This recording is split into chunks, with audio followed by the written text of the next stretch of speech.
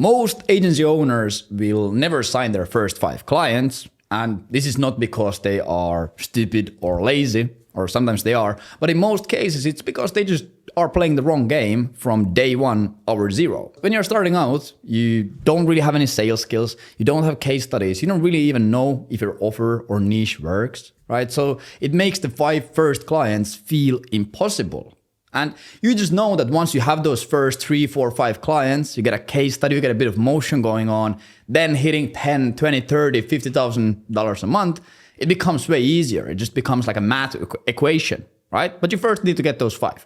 So in this video, I'm gonna go through the 3-step framework to sign your first 5 clients, make it super easy, no matter what kind of an agency you are running or no matter what kind of a niche you are in. And these are the steps that I have used when working with hundreds of different agencies, helping them sign their first 5 clients. And of course, I've used it myself plenty of times. And before we get into the steps, there's one crucial thing that you have to understand. A lot of people mess this up, me included when I was starting out. And this is understanding that your first agency or what your agency looks like when you're starting out isn't the same as what it's gonna look like when you're scaling to 30, 40, 50, $100,000 a month, right? A lot of people in the beginning stages make the mistake of they're trying to build the perfect agency. They think, this is not scalable, or this is not perfect, or what if we run out of people to reach out to, or what if this, or what if that happens, or what if we have 10 clients, right? Like you are trying to already build out that 7-figure agency before you even have your first few clients, right? But if you, like when you're starting out, since you are already battling an uphill battle, due to all of those limitations I already mentioned, you should optimize your whole business for getting the first few clients, getting a bit of experience, getting a bit of case studies, and just like validating everything that you're doing. A great example is when Mark Zuckerberg started Facebook. He didn't start out Facebook by trying to build out the biggest social media platform on earth. He built it out for like Harvard college students. He built it out to get the first 100 users in there. And then once he got 100, he got a bit of motion, he got some traction, and then he started expanding it to all colleges and all kids and all this and that, right? But a lot of you are trying to start your agency by building the like big thing first. It doesn't matter if it's scalable, it doesn't matter if it works, you just need those first few clients first. So just keep that in mind, that when you're starting out, it's totally fine to do things that are not scalable or things that are not gonna, that you can't do for years. Like that's fine, that's the whole point. Just make it easy for you to get your first few clients first and then worry about the other stuff later.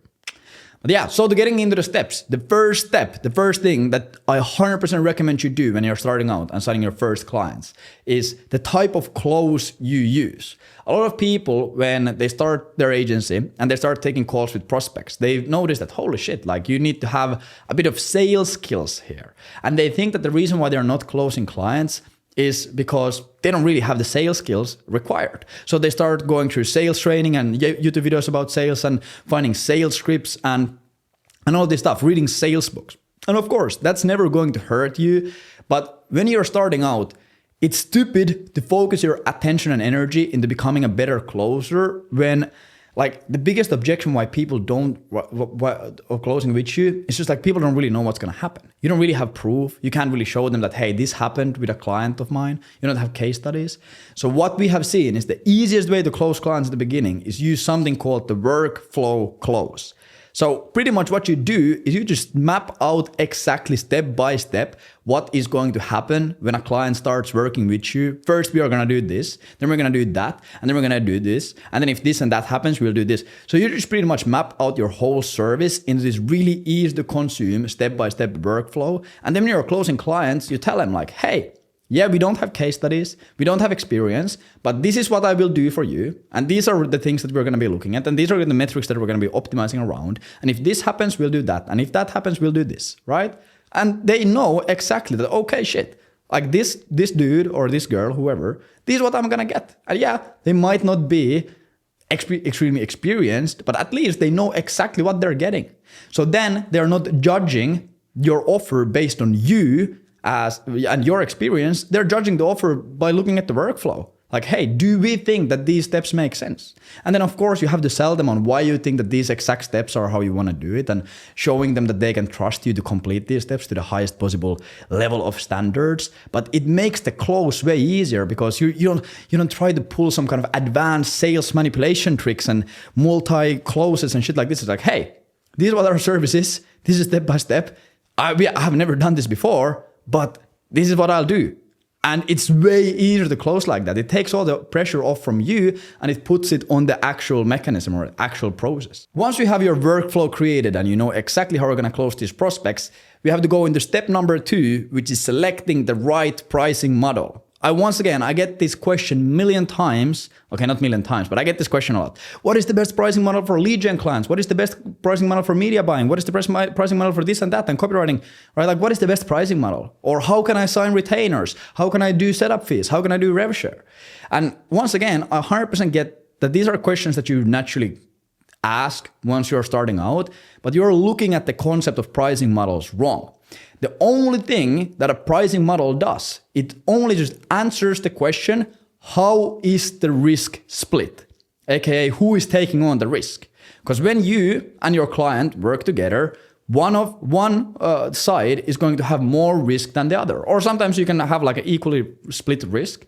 But in most cases, either you or the client has most risk. If you're charging only fixed retainers, let's say you're only charging $10,000 retainers, no matter what happens, no matter what results they get, 10K retainers, then most of the risk is going to be on the client.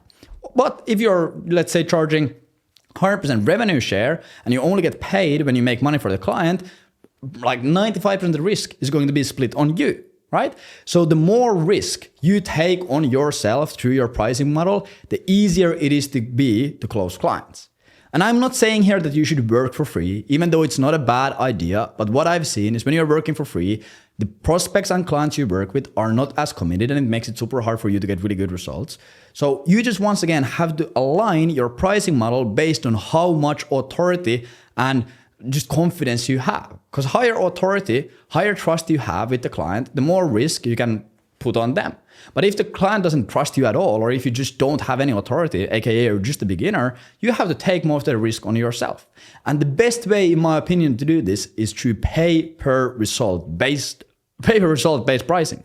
So if you're doing lead generation, your client only pays you for the leads that you generate or the calls that you book them. Or if you're doing, let's say, sales, you have a sales agency, the client only pays you for the deals that you close. Or let's say you're doing media buying, the client only pays you for the return on ad spend that they're getting, right? So they're paying you based on some kind of return. So there's at least some kind of commitment. You don't have to wait out the full sales cycle. It's going to be easier and faster for you to get the cash flow in, but you are taking most of the risk on yourself. And of course, let's say you have some sales experience, or let's say you have an industry experience, or let's say you have other characteristics that are going to give you more authority. You can once again put up a little bit more risk on the client side if you want to. So you can charge a small technical fee to pay for all the software costs, or you can charge a $2,000, $3,000, $4,000 setup fee to pay for the implementation of your system, right? But this is only possible if you're able to command a bit more authority than a complete beginner. So once again, look at your own situation and look at, okay, how much authority and proof can I command through my skills and experiences, and align your pricing model based on that. Because otherwise, if you're a beginner trying to go out there and close 5K a month retainers with no sales skills or case studies, you're just going to get fucked. No one wants to take on the risk that you're bringing on. And last thing, and I think I have already mentioned this a few times, like in between the lines, but being transparent. What a lot of people make, and I made this mistake also when I started out, to be clear, but what a big mistake a lot of beginners make when they're trying to get their first few clients is trying to look like something they are not. You're using the words like our team and our partners and we and we and we. You're trying to look like a big established agency when everyone who has even half a brain knows that you're just operating solo from your mom's fucking basement. Make it abundantly clear that you're just starting out, that you're just one person operation, and all the other things that come with it. Because what happens in our brains are extremely good at detecting incongruencies, because back in the Stone Age, our brain if we detect an incongruency, we okay, there's some kind of danger, like there's a fucking tiger that is going to kill us. So our brain subconsciously detects all of these incongruencies going around. And if your prospect sees you talking about your team, but you don't act like someone who has a team, or your business doesn't look like someone who has a team, this is going to create some warning signals in your head. And it's going to be like, holy shit, like there's no way that this guy has a team, and there's incongruency, so they lose trust on you, which once again makes it way harder for you to sign deals. But if you immediately are super straight up and like, hey, we're just starting out, these are process, these are pricing model, I'm doing this the first time, like if it doesn't work out, I'll just give you money back. I'm just like trying to learn here, I'm just trying to make you some money. Like that creates massive amount of trust. Like, holy shit, this guy is honest. This guy is telling me all of his flaws up front. Like, I love to work with this guy because if he's honest about all of this stuff, he's surely going to be honest about everything that we do together. So just be transparent. Don't try to look like something you are not. So go implement those 3 steps. Go check out the Agent Velocity from the link in bio if you want to scale your lead generation agency. And there's going to be a great video somewhere up in the screen that is going to be more helpful about this if you want to scale your agency even further. So go check this video out next. Subscribe to the channel, do all that kind of stuff, and I'll see you on the next one. Thank you. Bye.